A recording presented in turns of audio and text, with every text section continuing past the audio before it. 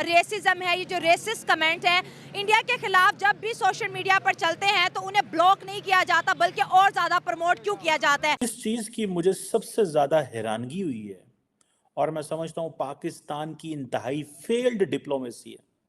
मुझे नहीं पता हम क्या कर रहे हैं। करने की कोशिश की गई कुछ ममालिक की जानिब से कि तमाम बुरी चीज़ें इंडिया के अंदर हो रही हैं, जैसे कि इंडिया में ख़वातीन सेफ नहीं है, इंडिया के लोग अनएजुकेटेड हैं और इसके अलावा भी और बहुत कुछ।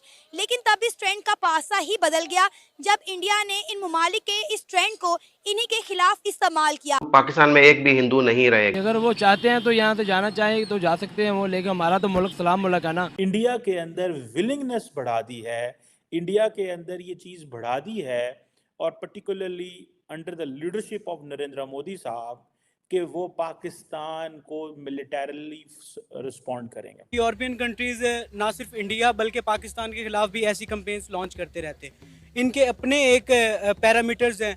अब देखा जाए तो यूरोप कौन सा कोई अगर वुमेन एम्पावरमेंट के लिहाज से देखा जाए तो कोई एक तगड़ा मुल्क मतलब एक रीजन नहीं है। आपको पता है इंडिया की पावर का कि जो उनको उंगली करता है वो फिर उन्हें बताते हैं कि आपने किस मुल्क को उंगली की है। बंगाली हो, हिंदू हो, पश्चिम हो, पंजाबी हो, मुस्लिम हो, यहूदी हो, सबके अपने अपने मज़ाहिब है। सिर्फ हिंदू ही नहीं, सिर्फ ये दूसरे मज़ाहिब से ताल्लुक़ रखने वाले लोग ही नहीं, बल्कि कहते हैं कि मुसलमान भी कई एक ऐसा कहते हैं कि जनाब हम भी इंडिया जाना चाहते हैं। सारा इन्वेस्टर इंडिया चला गया, अफगानिस्तान चला गया। यही वजह है कि वहाँ पे हुकूमतें जो है वो इस्तेकाम है, वहाँ पे जो सियासी लोग हैं वो एक दूसरे पे भरोसा करते हैं। हमारे पाकिस्तान में जो सियासतदान है वो एक दूसरे की टांगे खींचते हैं। मुझे सबसे ज़्यादा हैरानगी हुई है और मैं समझता हूँ पाकिस्तान की इंतहाई फेल्ड डिप्लोमेसी है।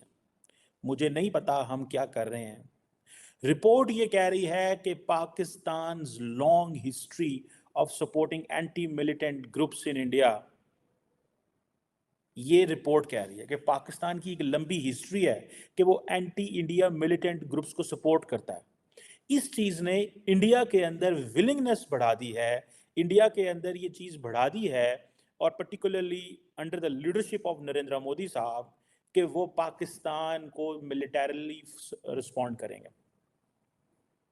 सो या एक तो ये चीज़ है, या फिर ये है कि जो आपका जो रियल पाकिस्तानी प्रोवोकेशन जो है वो रिस्क ऑफ एस्केलेशन जो है ड्यूरिंग द क्राइसिस बढ़ा सकती है।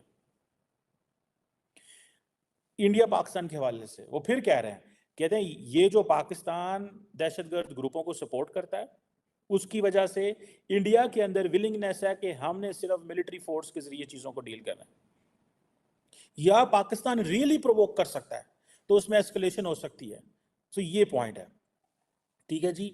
और लेकिन वो कहते हैं कि ये जो रिलेशनशिप है इंडिया पाकिस्तान का that is considered as a fragile calm, यानी कि the relationship is fragile but at the same time it's calm है। इसमें कोई लंबा चौड़ा कोई प्रॉब्लम वाली बात नहीं है क्योंकि 2021 से सीज फायर एग्रीमेंट जो है उसके ऊपर वो रीन्यू हुआ और वो ठीक है। लेकिन इसके सारे अरसे के दौरान दोनों मुल्कों ने कोशिश नहीं की और ज़्यादा से ज़्यादा जो डोमेस्टिक प्रायोरिटीज़ हैं, इलेक्शन प्रिपरेशंस, इसकी तरफ वो ध्यान है और कोई नहीं है ये चीज़ें। सो मैं इसमें पाकिस्तान का मौक़िफ़ क्या है? पाकिस्तान का मौक़िफ़ ये है जी कि हम तो मुतासर हैं दहशतगर्दी की जंग से। हमने तो 70,000 लोगों की जानें दी हैं, हमने तो अमेरिका के साथ मिलकर दहशतगर्दी की जंग लड़ी है, हम तो जनाब $120 अरब का नुकसान करा बैठे हैं। मैं ये सवाल पूछना चाहता हूँ, अमेरिका हमारा एक मेजर नॉन नेटो एलाय रहा है।